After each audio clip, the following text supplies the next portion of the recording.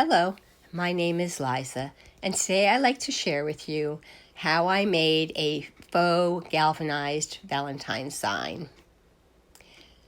I had actually three of the signs left over from when I made my 9-heart sign, so I thought I'd come up with another project. So I used one of these unpainted wood hearts, a 12 by 12 inch piece of cardstock, any color, some aluminum foil, because that's how I faux galvanize things, some Mod Podge, and a brayer.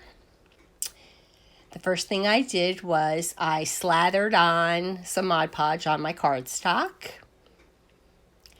And then I took a piece that was just about the same size and I had laid it down on top of the cardstock, and with a brayer I tried to smooth it out as best I could. Then I flipped it over and I traced my heart. I do recommend you waiting for the paper to completely dry before you start cutting it out though, but then cut your heart out. Not your heart. Haha. And then flip it over, and just for a little extra, I took some black ink and I just kind of laid my ink pad down on top of it just to give it a little bit more of a distressed look. You'll see there's some wrinkles, but we're going to try and take care of them in a bit.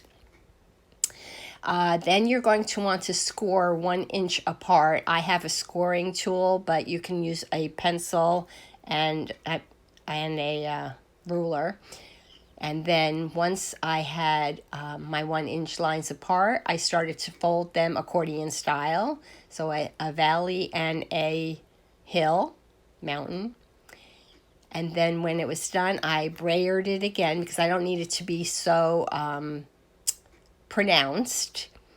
And then just because it might show, I painted the edges with some elephant chalk paint. And then to attach my heart, I only put glue on the parts that would touch the heart. And I flipped it over. And then I wanted to attach my heart to my sign, so I took off the cord that that was left over on this sign, and I cut it down, and I just hot glued it to the top and the bottom, and left enough so that it could be a hanger, and my project was done. So this is what it looks like hanging up on the wall, and this is where I placed it in my dining room. Like I said, my house is full of red, so it worked well here. I hope you enjoyed my project. If you did, please give my video a thumbs up, leave me a comment, and as always, if you aren't already a subscriber, please consider doing so. I'll be back again soon with another project. Thanks for watching. Take care.